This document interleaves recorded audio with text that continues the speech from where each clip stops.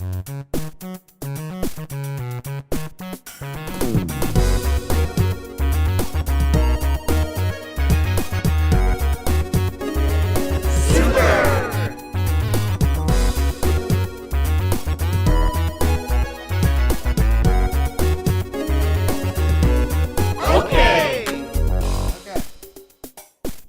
and welcome to Super OK, where we try to do a decent enough job to entertain people with our opinions on video games. As always, my name is Dale, and I am joined here by two lovely co-hosts.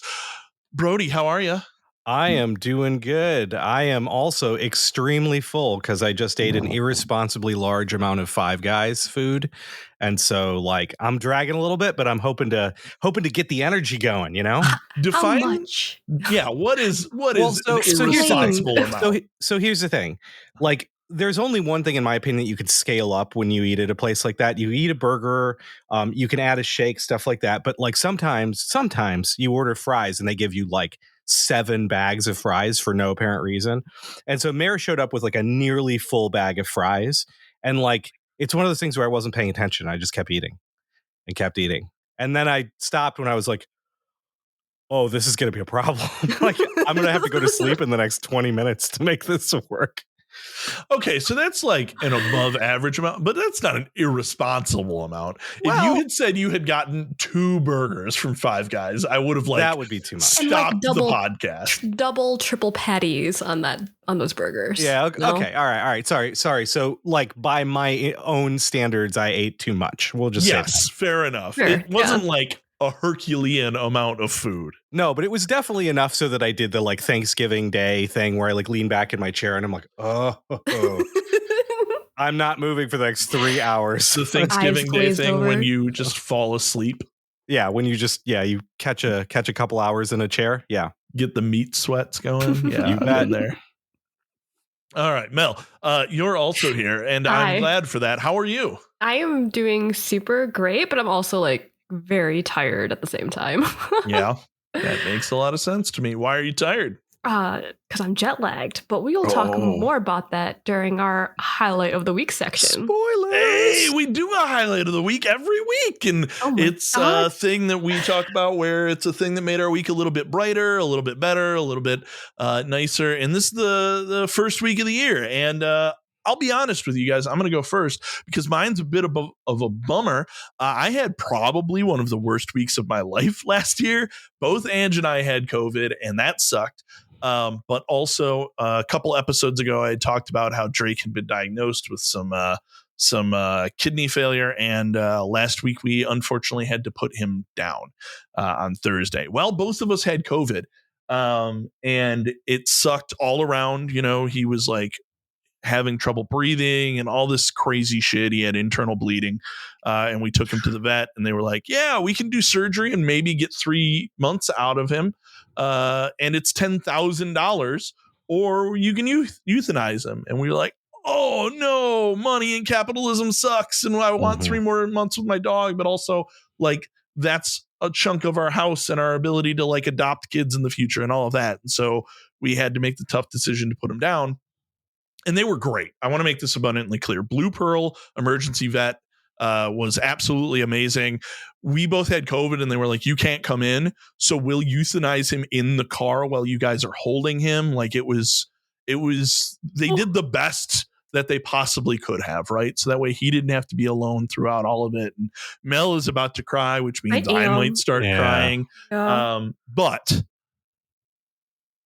Ange said something amazing the day afterwards, right? And there was all this love and kindness and outpouring around Drake's passing. And he had touched so many people and he was just such an amazing dog. And she said, like, if this is the cost for the 12 amazing years that we had him, we would pay it over and over again. And it's 100% true. And so if you have reached out, if you've given us kind words, we got flowers, which don't send us flowers. That's too crazy.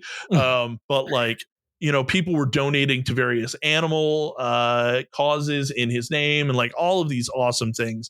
And just knowing how many people loved that dog in the same way that Ange and I did was my highlight of last week. Because yeah, it sucks to lose him, right? Like his cage is behind me still. I haven't had the heart to take it down, right? Like there's everywhere I look in my house, I'm reminded of him. But I'm reminded of how great of a life he lived and how many people loved him and how hard Ange and I loved him. And it was just, it's amazing. It's absolutely amazing. So that's my bummer of a week. And I'm declaring last week a mulligan. This is the first day of the new year. Congratulations. Happy New Year. I love it. Let's move on to your guys' highlights of the week, which I think are going to be kind of similar, right? Yeah, probably pretty similar to each other, not to mine. Correct. Yeah, right. No. But I'll go first because mine was less exotic, I feel like. And also, Dale, I know that we've talked offline and everything, but again, obviously our condolences, and that's just so hard. And thank you. Yes, everything. But and just out of curiosity, the Blueport, was it Southfield? Yeah. Okay. It was. All right. We'll talk later about that. Yeah. But yeah, so my highlight of the week is we went on vacation.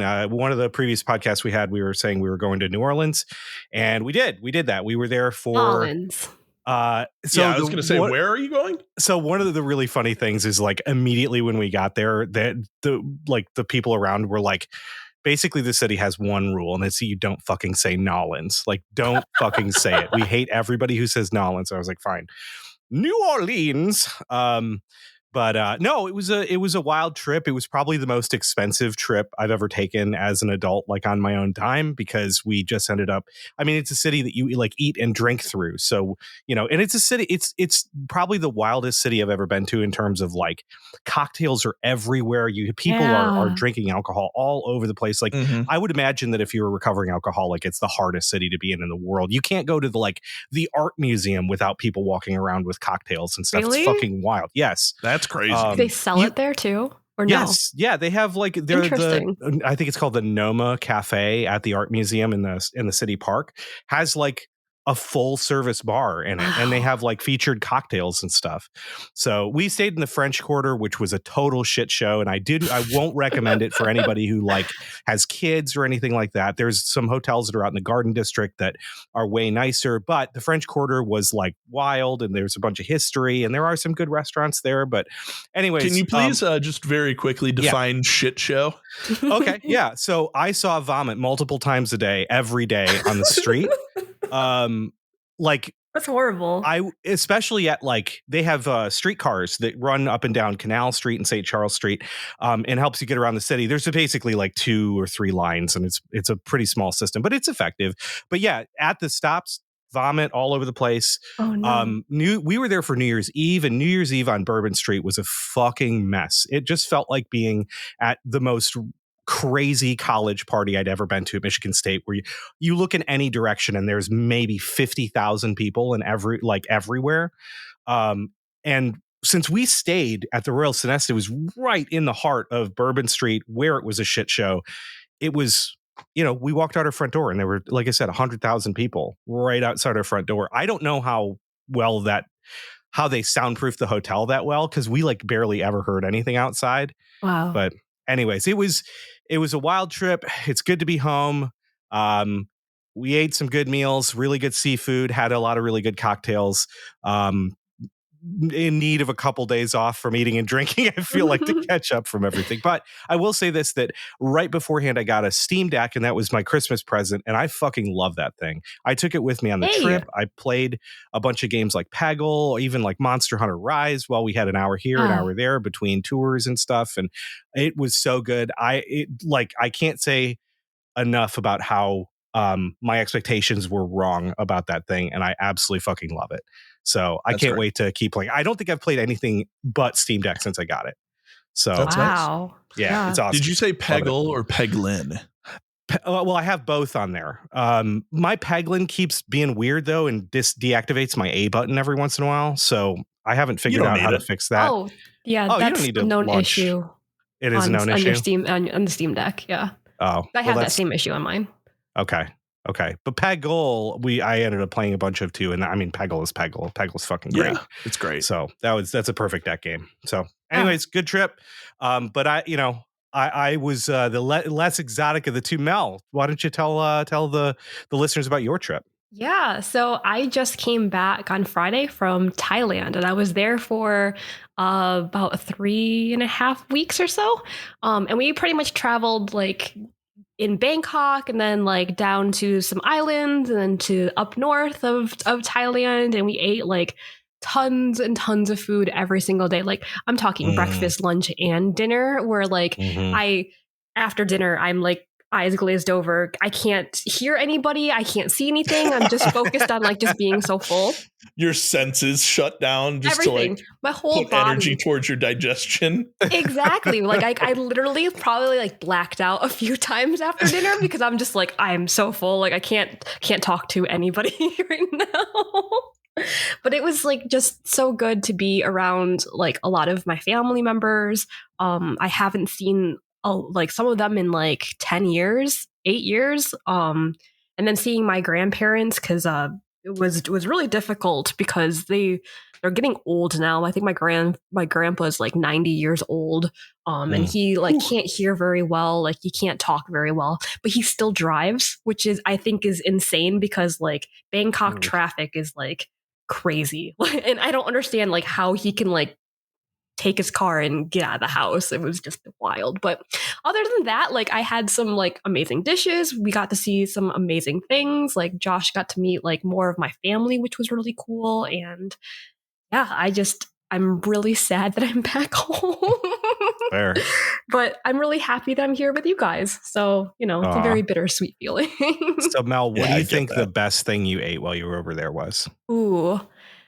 Okay, so there's a place in Thailand, and more specifically, it's around Bangkok, but this franchise has really kind of expanded throughout Thailand. It's called After You, and it's like a cafe dessert place, and they have this thing called Shibuya honey toast, which is a like loaf of bread that they have toasted with butter, and they serve it. It's like almost like a sweetbread, and they serve it with like honey drizzle on top and some ice cream and some like whipped cream.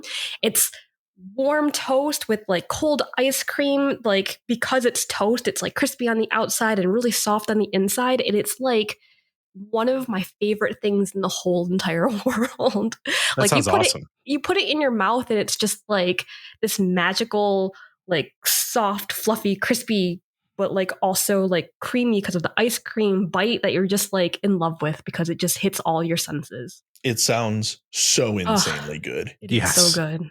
I will post pictures of that in our Discord.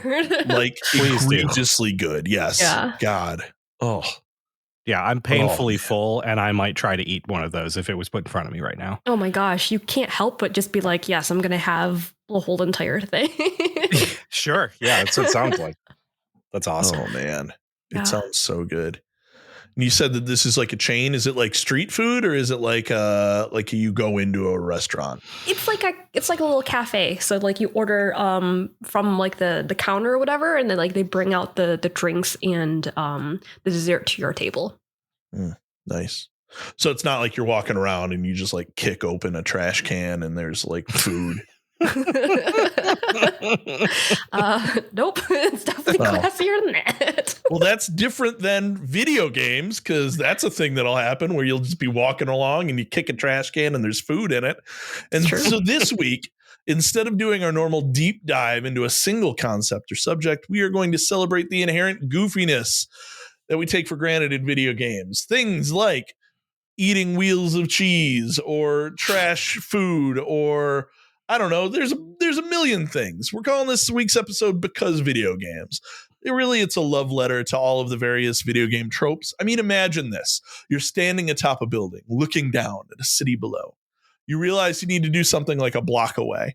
You step off the building and you fall to the street below where you just land and nothing happens because video games. It reminds me of the movie The Other Guys. I just watched the opening scene like 2 days ago where The Rock and Sam Jackson are on top of a building and they see the guy getting away via zip line and then they cut the zip line and they're like, aim for the bushes, and then they jump off a building and just die.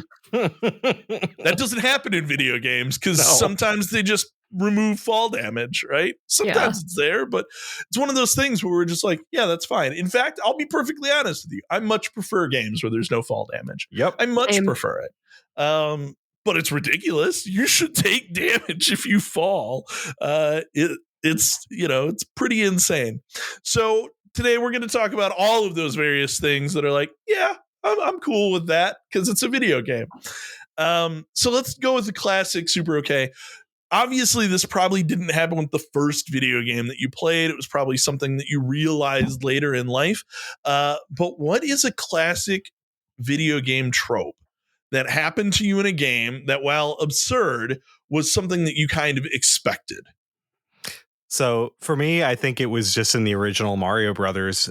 You go into the water levels, and if you have a fire flower, you can throw fireballs underwater.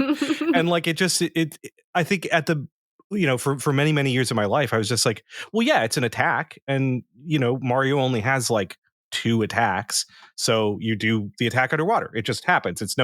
There's no issue throwing fireballs underwater.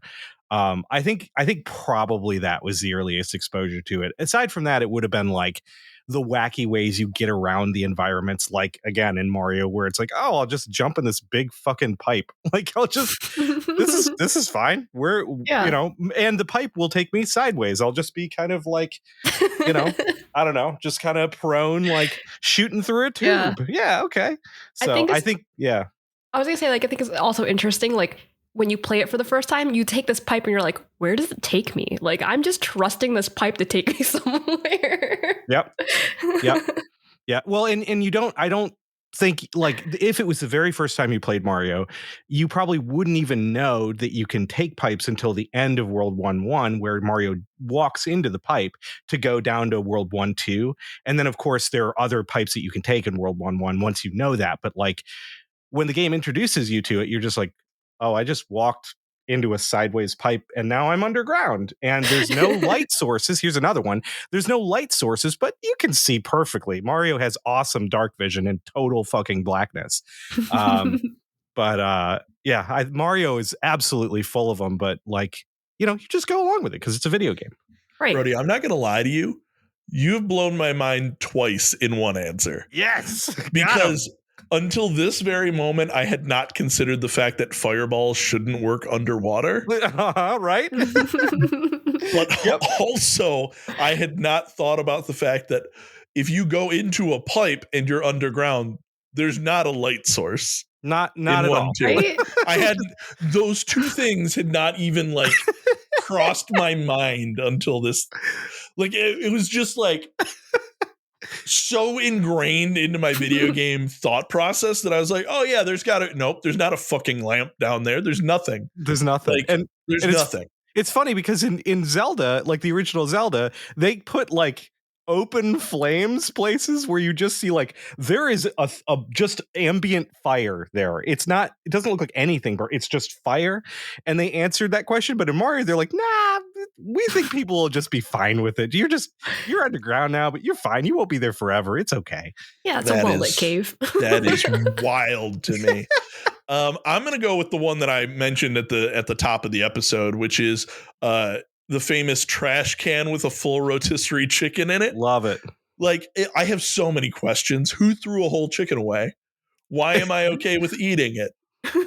There's like so many, like, why does it refill all of my health? Where do the bones go? Like, so many questions, way more questions than answers, but I'm never upset to see one. I'm always like, yeah, give me that full chicken. Or if it's a Turtles game, full street pizza. Full street pizza. How is there a box of pizza just like on the ground that you're just like, I'm going to eat this? This is totally okay. I have never found the thing about pizza is it's not naturally occurring. You can't find pizza. Right? You just find the pizza tree and like, I'll just pop the pizza off of there. Oh, yeah. Man. What about you, Mel? Oh, go ahead, bro. Well, just one closing thought here. The other thing, too, is in those games like the trash can chickens, like in Streets of Rage or whatever. The other thing, too, is it makes it seem like the only stores in that entire city full of high rises are like plumbing supply companies because there's just like pipes everywhere. Like, why are there so many lead pipes around? A lot of chains. It's like they're hardware stores. That's it. There's like bits of lumber. Only hardware stores in Streets of Rage. That's where you get your clothes. That's where you get your food. Yep.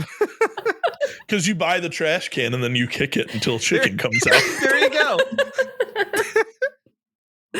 All right, mine is getting shot in video games, like, and then you just like get up and like continue on your way. Like, if I got shot in real life, like I would be on the ground, like screaming, like no, like I would not be able to get up and like kick someone in the face. Like, there's no way. Like, every single time I play like an FPS game or like any games that have like guns in it, I'm like, okay, getting shot once is totally fine. I can go from like this hallway to the next. No problem. Yeah. Or like you play those games like Quake or something where rocket jumping is a big part of the game. It's like I just detonated a missile right near myself to jump. Are you fucking kidding me? This is acceptable. Okay, just real quick side conversation. I haven't. Have either of you ever been shot? No. Okay. I hear that it feels just like cold and it's not that painful. I still would never initially, like when it first happens, right? I still would never be in a scenario where I'm like, yeah, I'm willing to rush this guy and take a couple bullets so I can kick him. Yeah, like your body probably goes into shock. I know that like years ago when I was a kid, I broke my arm and like that's how I felt when I broke my arm until I like an hour later. And then I'm like, no, this really goddamn hurts. But yeah, at first I was like, what? There's no world in which you could feel cold. But no, I bet that checks out. Like things are gushing out of you. Like you would feel that, right? Just like blood dripping out of your arm or like your leg or something. I would still be like, what the fuck? Like, I'm not going anywhere. Like apply Ambulance pressure to the wound. Right. Apply directly to the forehead. All right. What is the most common trope that we've seen across games that's just like completely ridiculous that we accept? And why do we think that it's so widely accepted? So I had a tie for this one. And it's either the fact that I think most a lot of video games, I'm painting with a really broad brush here, but enemies in video games unequivocally like just drop money. It's like we just go around in most games committing like armed robberies against bad guys. And like we totally get away with it because we're just the hero and it's fine. But like, why do bad guys just like jettison money all over the place? Like I guarantee you if you walked up to a random guy in the street and just started beating him in the face that he's not going to start throwing money on the ground. I don't know. Maybe I don't know. I guess that's true. You never really know. You just described a mugging, by the way. Right. But no, and the other tie here is just that like just the absurdity of jumping in most video games. And I get that like there's games like the original Pitfall, where you jump on alligators and stuff, but you don't jump very high. But the vast majority of games in which you jump like twice your body height. That's like the common, like everybody's used to like jumping in video games being like it's no big deal. I'll just jump twice my body height. Like, what the fuck? Are you kidding me? A double jump? No way. Yeah. There's no way. Like, how do you jump and then jump again in a video game? Like that always gets me. You just use the other leg, right? You use one leg to jump, and then you just use the other leg. It's fine. Checks out. I guess. On your point about money, I remember when Final Fantasy 11 first came out, the first MMO one. How hard it was to get money because none of the only humanoid enemies would drop money. So if you are fighting like bunnies, you would get like a bunny pelt. But no one would buy a bunny pelt from you because you could just get them by killing rabbits or whatever. And so instead, it was just like impossible to get money when the game first came out. And then they like had to patch in like, oh, some enemies will buy or some enemies will drop money. And also there are vendors where you can sell this trash stuff instead of just putting it on the auction house. It was truly wild. You just get one gil at a time going through it. And that was also a game that, as I recall, that was famous for if you needed to heal, you just like sat down for in real life hours. Oh, yeah. What? Yeah. Like if you were in a dungeon or something and you got hurt, the way that you would heal afterwards was not by using potions or it wouldn't just fill your shit back up. You'd literally have to like leave the game for hours and you're just sitting there. Yeah, it's terrible. It's great. Oh. Oh, okay. So mine is there can only be one hero, and that hero is you. Like in a lot of video games, like why is it that like I have to be the hero in all these situations, and it's never like, oh, you and your team. It's always you. But like I guess I understand that because like that's the point of the game, right? Like that's the whole story. Like you are the hero, you are the protagonist, so like you have to be able to do something like that. But the other one is, oh, go ahead. Sorry. I was just going to say one game that did this really well actually was Fable. Fable was like you're a hero, but there are a bunch of other heroes in the world and you'd like compete against them and you'd meet them on their quests and that sort of thing. It was kind of actually like a really cool, refreshing way to view this, where it's like being a hero isn't like a destiny thing. It's not like, oh, it's your fate to be the hero. It's like a job that you take on. Interesting. Pretty cool. Okay. Yeah. I like that.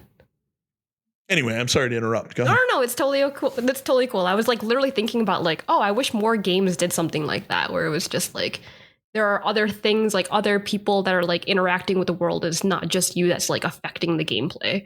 But the other one is when you like time doesn't exist when you're doing side quests. Like you could be doing like a main story quest and like the person that like has gotten kidnapped and like this person's like running away with this child or whatever, and you're like, oh, I'm gonna do this side quest for like 2 hours and like totally forget about you and like come back to it later. Like I don't God, this is a story of the Final Fantasy series where it's like we're, you know, the doomsday clock is 1 second away from midnight. We've got Shinra that's ready to launch rockets and blow up the entire planet, and I'm gonna go breed chocobos for 3 days.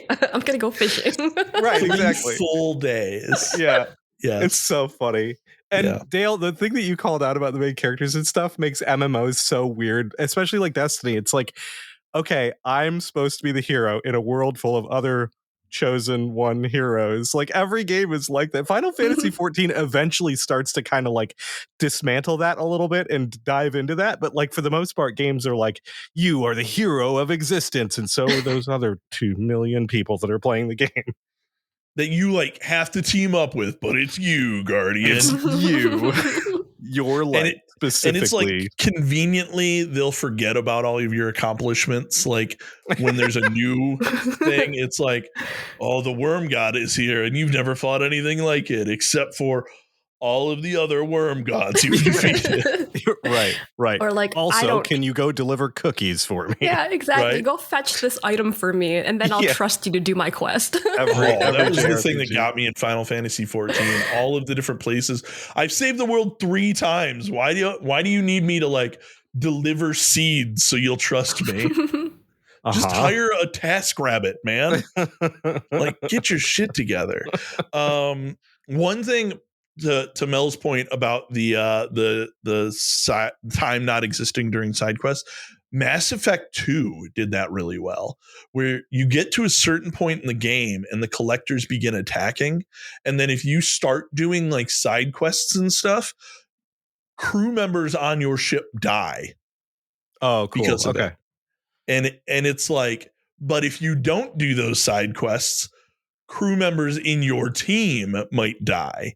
And so it's like, it's really cool the like balance you have to do between like, do I save the people I've been taking with me on missions, or do I save the people who have been like staffing my ship the whole time? And it's just, it's awesome the way that it forces you to like decide, you know? That does seem to be a cooler deployment of like the other thing that's the big trope where it's like, you might want to get anything done that you want to get done before this thing happens, because you know what I mean, where the game gives you like this is an obvious gate. Or if you're playing God of War Ragnarok, they do that pretty regularly. They're like, you might have some other shit bumming around that you could do. Why don't you do that for a bit and come back?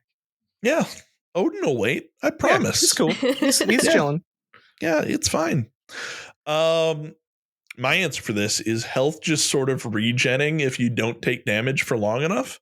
I especially love this in games where there's like health pickups, and so it'll only regenerate you up to a certain arbitrary point. Like it'll regen you out of critical territory, but no further. It's like, is my body capable of regeneration?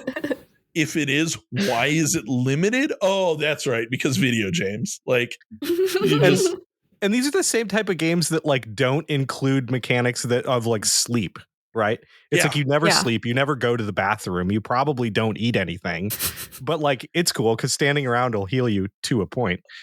Yep, I'll hide behind this box for 15 seconds, and then I can take 2 more bullets to the head. It's like, what the fuck? Yep. What can my body do? It's magical. Unlimited blood. Unlimited blood. Oh, that sounds so messy. All right, has there been a time where a game didn't include an established video game trope and you missed it? Or the opposite, where you thought like, wow, this is so much better without this thing? And I'll go first on this one because the one that I think is like so much better is the Souls games only letting you heal via Estus flasks. There's no health pickups.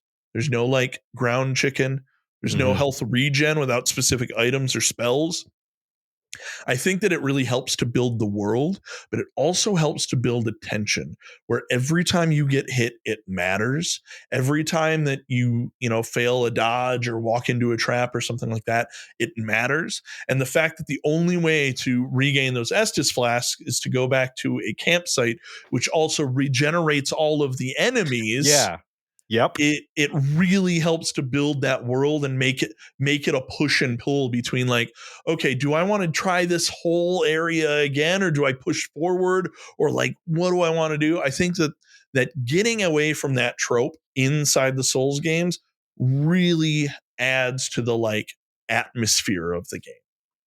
Yeah, that's a great call out. And the specifically the one about the having to decide whether you're going to refill your flask at a bonfire, because that has happened to me a ton of times. And that's like a really unique, you can only get it in the Souls-like games. And it's just mind blowing to have to make that decision. Like, okay, I'm nearly dead, but I have to try and get to the next spot. Like I just have to. It's something else, man. So challenging. I hate that in video games, but that's why I don't like Souls games. It's just so difficult. And it's just a different thing, right? It's like, I guarantee there's somebody out there who's like, oh, they don't have fall damage in this game? Fuck this game. And I'm like, yeah. So I get it. Yeah. So I think for me, there were a couple things that stood out of tropes that I really miss when they're not in a game. And that'd be like in Skyrim, for example, I don't like the realism of the shopkeepers having a set amount of money. I don't want shopkeepers to have limited money. I want shopkeepers to just be able to take anything I want to sell them and give me money. Like they're just fucking ATM machines. That's what I want. So that kind of bugged me to have to do the like, oh God, am I going to have to do the thing where I like sell and buy like gradually to like unload my inventory. And I think the other thing too that I tend to miss when it's not in a game to not like when it is in a game is weapon durability. It's like I get that it's in Breath of the Wild and some other really good games, and it's my least favorite mechanic in Breath of the Wild. For sure, but like Breath of the Wild, you just are always finding weapons kind of, and then you get the Master Sword and it doesn't matter anymore. But like I don't want to think about my sword edge dulling. Like, I just want to hack at things, like I just want to fucking attack. I guess that like the same argument can be made with like running out of ammo. Like, oh, well, it would be better in games that you can't run out of ammo, which I've made that argument about Serious Sam in the past, that game is ridiculously fun because there's basically no ammo. But I don't know. Those are the ones that when they're not in a game, I'm like, I don't know. Fair enough. I really liked how in between Mass Effect 1 and 2, sorry to talk about Mass Effect so much, they moved from like, you need to find ammo to like, nope, there's been this whole galaxy-wide push towards just thermal cartridges. And so you just wait a while and your ammo regens. Nice. Everybody's got an icebreaker like Destiny 1. Yep. For me, I want to be able to destroy boxes in my games. Or pick up some of those like vases and like throw them, or do something with them. Like even if there's nothing in those particular containers, like I just want to be able to wiggle on something to just wiggle on it, right? But like when it's not there, I'm just like literally using my sword to like flop around and like hitting things and like it does nothing. And I'm like, man, that really sucks. The new God of War is so bad at this because there's some things you can break And then there are other things that look like you should be able to break them and then you can't. And it's like, no, I want to break that thing too. Yeah. I want to watch it explode. Yeah, no, that's a good call. Like the God of War is inconsistent. Like you kind of get used to it after a while, but it's still so frustrating that you're like, I'm still gonna fucking attack this thing, even though it probably isn't gonna break. But that's a good call. Games just program us to do, like the Zelda games are almost probably solely responsible for this trope. Yeah. But like, it's just so ubiquitous now. Like, why can't I break that pot and get like a negligible amount of money? Or even no money. I just want to break the pot. Fair. I love no money. An offshoot of this are games where there's destructible environments, but the ground doesn't get destroyed. Right.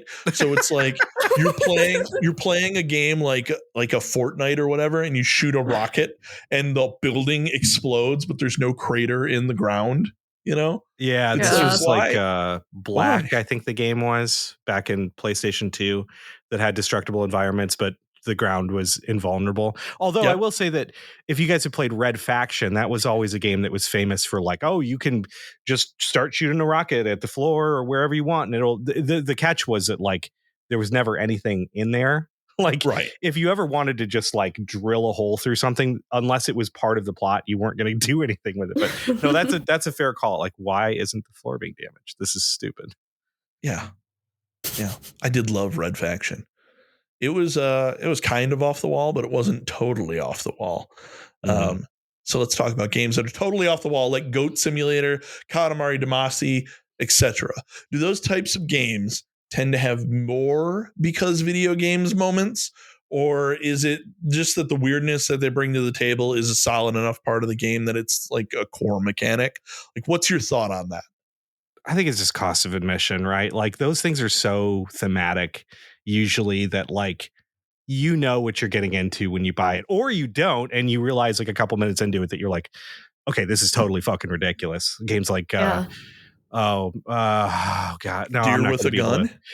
Deer with a gun. Yeah, there you go. I was thinking of a Scapegoat as well, where you're like, yeah, I'm just this goat that's in a dungeon solving puzzles, like headbutting blocks above total abyss. Yeah, no, I think it's just per cost of admission for these games. I think the weirder the game, the more accepting it is to have like because video game moments. But like it definitely goes like the opposite way too. Like it could be that like, some video games. How do I explain this? Like some video games don't necessarily have to follow those tropes either, because it's just like weird and wacky. Yeah, that's fair. That's definitely fair.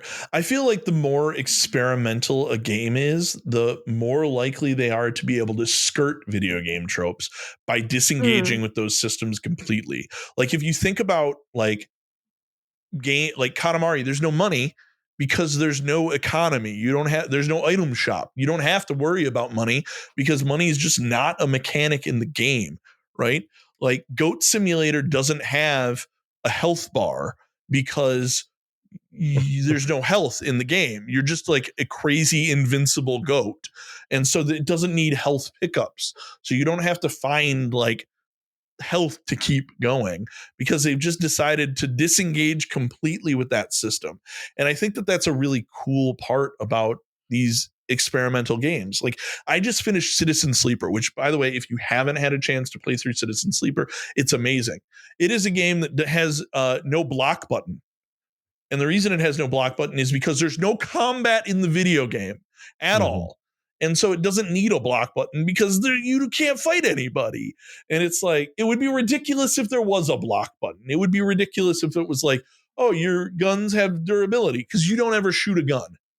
Right. And so the more experimental, I feel like the less likely they are to have to rely on these tropes because they don't have to deal with those systems that require them at all.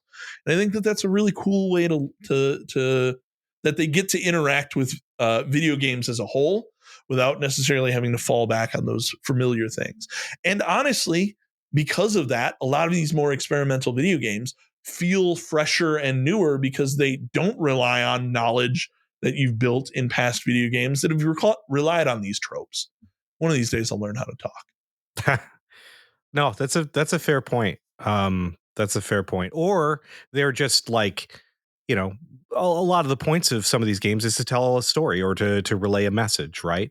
And some are like Gone Home are more obvious, and some like Kentucky Route Zero are probably a little bit more obscure. But like those games buck a lot of trends, right? So I was just thinking about how insane it would be if Gone Home had a health bar. Yeah, like for sure. Because I don't know if you guys remember this. I said this in a previous episode. I thought Gone Home was a horror game when I started it. Yeah. Well, and it also kind of like it wants you to feel that way until you stop feeling like that and you're like, oh, never mind. Right. Yeah. And so it would have been so much worse if there would have been a health bar or like a heartbeat meter or something. Well, is there a jump button? I don't think there's a jump button. There's no jump button. Right. Like, why would there be a jump button in that game? Yeah, it's just insane. All right. So some first person games, they explain the HUD, right? Like your heads up display, as being a part of a piece of technology or a suit or some other thing that you're wearing. But otherwise, pretty much every other game just is like, it's just video games. Like, hey, look at that. Like, why can you store a bonus leaf in Super Mario World? Or a bonus cape? Video games, right? There's no technology behind it. So do you feel like games where they explain the HUD add something to the experience? What's your thoughts around that? It seems fine. Like, I think the first game that I ever played that was like this was the original Halo Combat Evolved. And like when Master Chief wakes up and then all the stuff comes online, you have to look at the lights and shit. But like, okay. Like, I get why they put it in there, but it's not like from there on out, I was like, guys, Halo changed fucking everything. It blew my mind. Why do we have health bars? Like, it didn't do that. I think I was just like, oh, that's cool. That's a detail. Like, all right. Yeah. See, I'm torn on this one because I really enjoyed the in-universe explanation for all of this inside Borderlands. I thought that was really cool, where Claptrap is like giving you these pieces of things that will help you track like what's going on. I thought it was really cool that you could customize your HUD in Nier Automata, and you could like buy new pieces of it, and you could like remove chunks to give you like space to slot in other abilities. I thought that was really cool. But in most games, I'm with you, Brodie. I just couldn't care less because they just sort of say it, and then it doesn't actually matter for the rest of the game. I think like if you want the HUD to be part of the world or the universe, you need to have that be a consistent thread throughout the game. Mm-hmm. In which case it's like, oh man, Angel's talking, and so my HUD goes away. Like, cool, that makes sense, right? Because they talked about it in the beginning, and then later in the game, it's like, oh, she's glitching in. So like she's breaking like what I would normally see. Like the Pip-Boy is a great example of this, where it's like, oh man, the Pip-Boy, they give it to you in the beginning and then you interact with it throughout the course of the game. But man, wouldn't it have been cool if there were like interactions where it was like, oh, you broke the screen of your Pip-Boy, and so until you get it fixed, you have to like just go without it. Or, oh, you can slot in new things into the Pip-Boy. Like all of that stuff would just be really awesome. And it was just a missed opportunity. Yeah, I think there's like one quest in Fallout 4, if I remember correctly, where like somebody takes away your Pip-Boy, so you no longer have like the ability to go through like your inventory or like see the map or something like that. And that was like the only time I was like, oh, like that's cool. Like the Pip-Boy was actually useful for something. If that happened in Fallout 4, I completely forgot about it. Yeah, same here. And also I just had this moment where you describing like, because you don't have your Pip-Boy, you don't know what you're carrying on your person is like such a because video games moment. It's like, oh man, I have no idea what's around me right now because I don't have my watch and I have no clue what's in my pocket. Yeah, exactly. What the fuck? But no, and Dale, actually, it also got me thinking when you were talking, because I think it would be so cool in a game like Borderlands or one of those ones where they're like, here, kid, let me give you this chip, and then you put it in and your HUD pops up, where like as you change chips, because different manufacturers, you could get like totally different graphical styles of your HUD. Ooh. I think that would be super cool to see in a game. Like if they wanted to lean into that, unless they were doing the like one corporation, blah, blah, blah, blah, blah. But I don't think, to my knowledge, I haven't seen a game like that just gives your same HUD elements that you'd expect, but in different, visual styles. I think that would be neat. Paradise Killer actually lets you do that, where you like unlock different like backgrounds and things like that by interacting with different nightmare computers. Of all the games to do it, Paradise Killer was the one. My favorite was two dolphins kissing, forming a heart in the moonlight. I actually do remember that now that you say that. It's great. That's fucking wild. What a game. I feel like I'm missing out. I gotta play this game now. It's great. It's great. It's a hell of a game. It's a trip. The first thing that I thought when I played it was, this is a Dale game. And that's why I was like, Dale, this is a you game. And you enjoyed it. So that felt like a good win. You were very right. Mel, what do you think about HUDs? HUDs can suck it. I like it. I'm glad that it's there, but like if people are going to explain it to me, I'm just kind of like, for the most part, I'm very much like, okay, whatever. Like you're only going to explain to me this once, and then I'm going to forget what's the purpose, why I have it. I understand why I need it, but like I'm very much whatever about it. Yeah. This is a reference for only me, but dolphins rule. HUDs can suck it. Oh man, if you know what that's a reference to, put it in the Discord and I will straight up give you a game.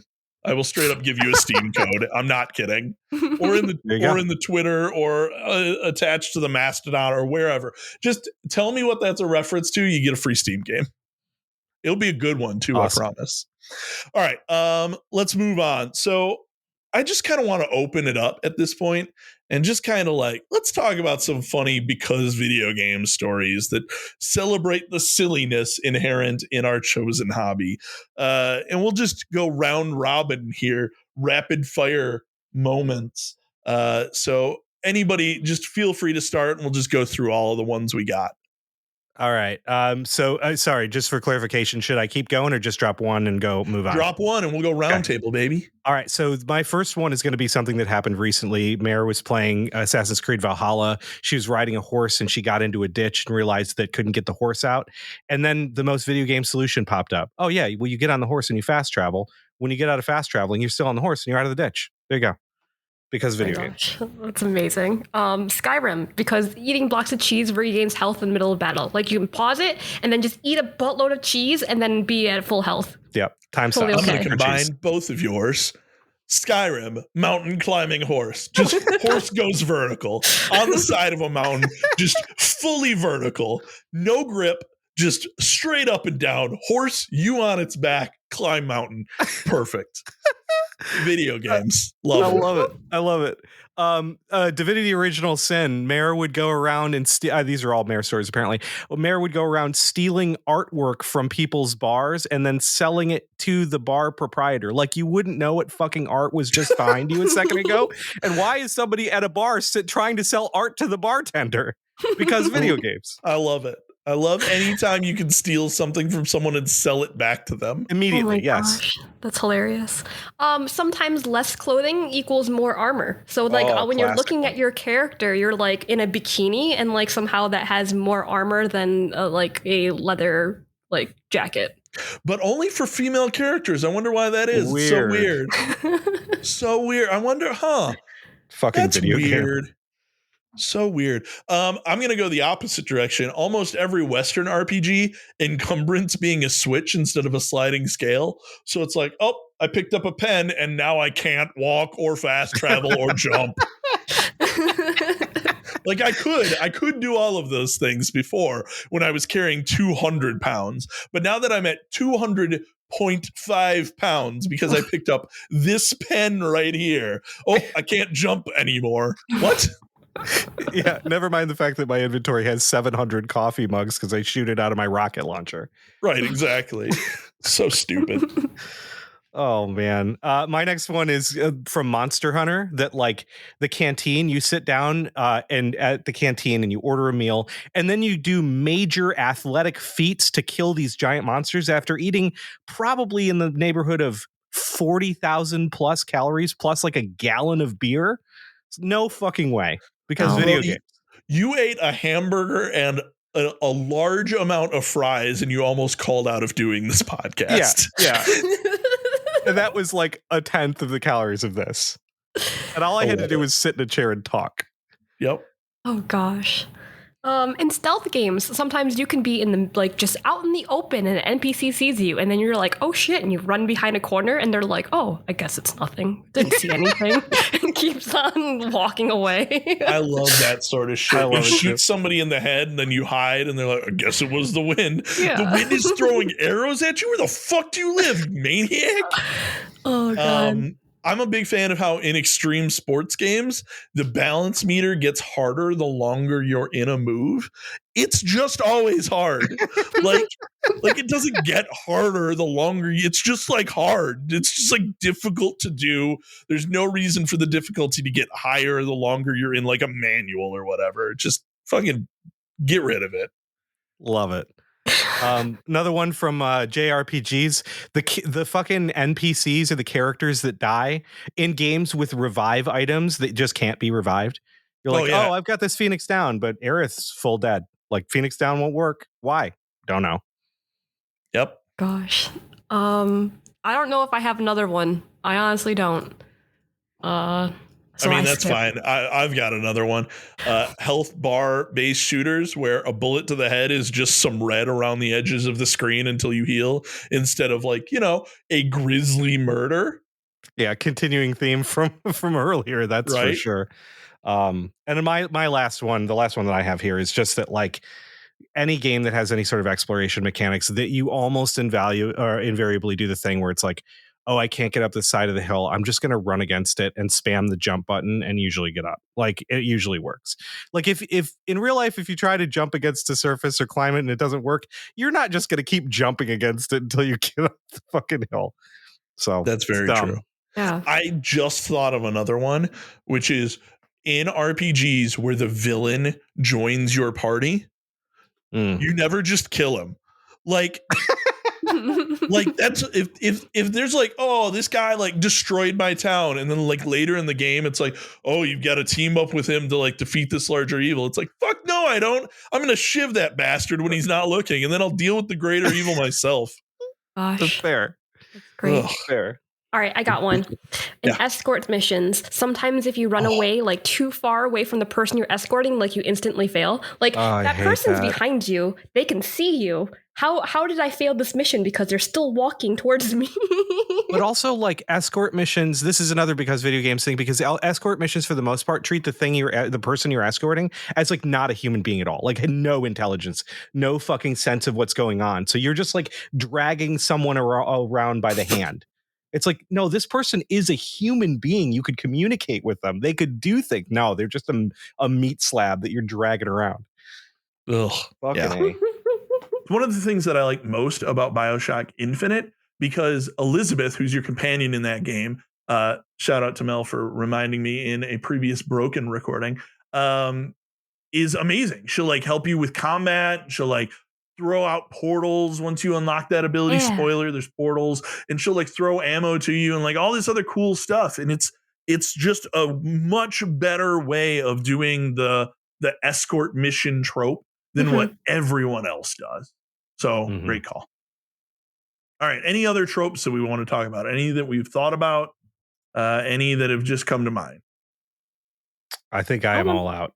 I'm good. All right. Well, then in that case, you guys know what time it is. Time for sillies. It's time for our sponsored question. Yeah. Yeah. This question has been sponsored by Murphy's Law because, of course, Murphy's Law has just of course they have. They've just decided to, of course, be the one to sponsor this. We're going to ask the important question of, because real life, what seems to always happen in your life that just makes you shake your head and go, of course. Mine for this is one of two things that is unbelievably infuriating and happens all the fucking time. I get so fucking mad whenever these things happen. One of which is this was brought up in a discussion we were having in the Discord, and I took a lot of heat for not owning a dishwasher in my home. So I wash all my dishes by hand, and invariably while I'm washing silverware, I will drop a piece of silverware into the dirty sink. This happens every single day. And every single day, I want to then stab everything in my kitchen until it is destroyed. I hate it so much. So that it's either that, or, well, Dale, you look like you had something to. Every day? Yeah, like if dude, I don't know whether it's unbelievably clumsy, but here's the thing: is I'm kind of known for my friends for being able to do like unintentionally do really incredible things, except it usually backfires. And one of the examples of this is we have the sponges that actually I use in the sink that I will. My laundry room is downstairs, and my stairs downstairs are right near my kitchen. So what I'll do is I'll open the door and I'll throw the sponge down the stairs so that next time I go downstairs, I can put it in the washing machine or whatever. I have a special microfiber sponges that I use. That's why I wash them. Because most people are like, why the fuck are you washing your sponges? That was my very first thought. Yes. Yeah. No, these little microfiber discs, and I swear by them. They're the greatest thing ever. But every fucking time I throw it down the stairs, it like does this weird frisbee thing and careens off a wall and lands in the dog's water bowl. Every single time. What? Yes, I could move the dog water bowl, but I haven't. And I'll be goddamned if every damn time I throw the fucking thing in the water bowl. I love it so much. You know, it's you could fix both of these by either moving the dog's water bowl or getting a dishwasher. I know, but god damn it, I'm set in my ways and I'm gonna fail over and over again. I don't know. Or, and hear me out here, just don't throw the thing down the stairs. Just walk it down. It's just what I do. Leave it at the top of the stairs so that way you can ghost dad. So yeah, that's mine. Mine is smudging my makeup or like my nails right after when I finished applying it. Like it happens every damn time where I'm just like, oh, mascara, cool. And then I just like rub my eye and it's just everywhere. I have to redo it. Oh no. Of course. Yep. Of all of the sounds of smeared mascara, I think you got it perfect. Right? It's all, like, yeah, squishy for sure. and wet. Yeah. Oh, God. Oh, that sounds miserable, though. Especially because I don't know how much makeup you do, but if you apply like a foundation, like it's not like you can just wipe it off, right? It's like you're, oh, God. And you have to reblend everything and reapply. And then it's a whole... At that point, I just wipe off my whole entire face and I'm just like, I'm going out like this. That checks out, man. That definitely checks out. I've got two. One of them is that when you drop anything that has a spread on it, it lands spread side down. Oh, without fail. Without fail. Toast. You drop a bagel with cream cheese, that cream cheese is on your tile. Yep. Buttered toast, the butter is on the carpet. Like it does not, if you are outside, the pizza is cheese face down in the dirt. It does not matter. Mm-hmm. It does not. It's just the worst. Also, I have never gently stubbed my toe. Fair, I guess. Yeah. It's like, always... think about it. Every time that you stubbed your toe, it's the most painful thing that has ever happened to you, tied for first with every other time that you've stubbed your toe. I've never just like grazed my toe against stuff. I have accidentally like bumped into door jams or like all sorts of things that have a sliding scale of painfulness. But stubbing a toe is always just like the absolute worst thing that could have or has ever happened to me. Yeah, it's always excruciating. It always sucks. Yeah. Like it numbs your whole entire foot up your leg type of thing. Yeah. Ugh. You have to like sit down and like swear quietly. Hold your foot and be like, It's okay, foot. You'll feel better. Oh, man. Holding the foot, like applying pressure to the whole foot is definitely a necessity. It's ridiculous. Not just the toe, the whole thing. The whole damn thing. The whole foot. Also, I'm going to add on to this the whole when it rains, it pours phenomenon of like, if shit's going bad, shit's going to continue to go bad for a little while. And then if shit's going well, shit's going to continue to go well for a little while. I don't know what that is. It's got to be recency or confirmation bias. One of the biases, but I'll tell you for sure, it constantly happens. Constantly. Maybe it's just that you're looking for the bad stuff or looking for the good stuff, but man, whew. There is like a weird universal momentum. I'll say that. Yeah, that it seems real. Probably isn't, but it seems real. Anyway, fuck you, Murphy, and your whole law.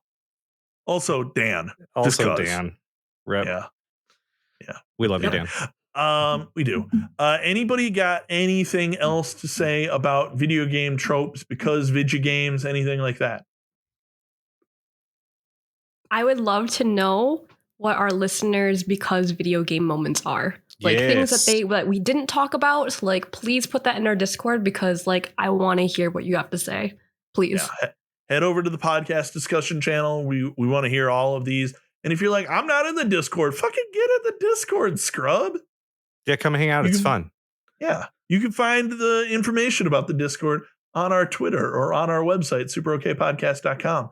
And also, if you're like, man, I love this podcast, but I wish that I could view a static image of the logo while I'm listening, you can do that too on our YouTube channel.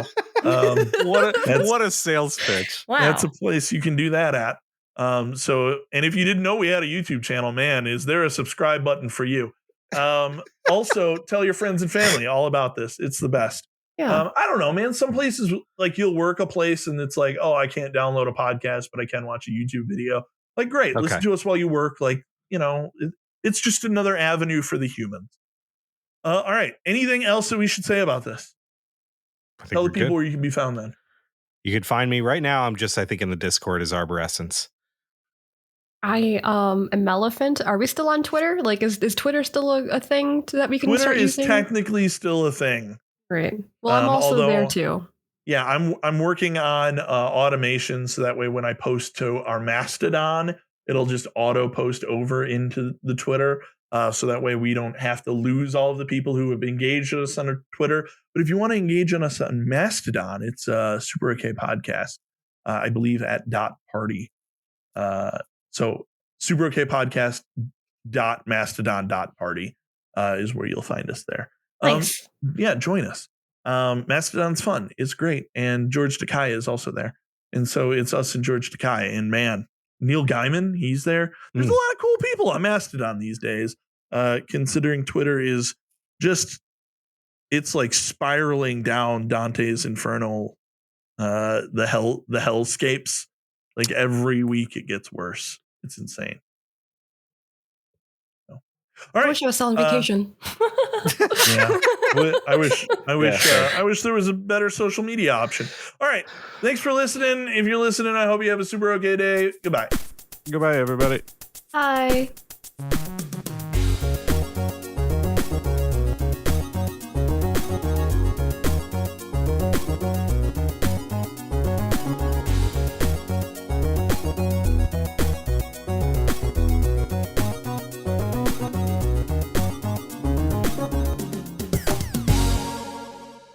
Right here.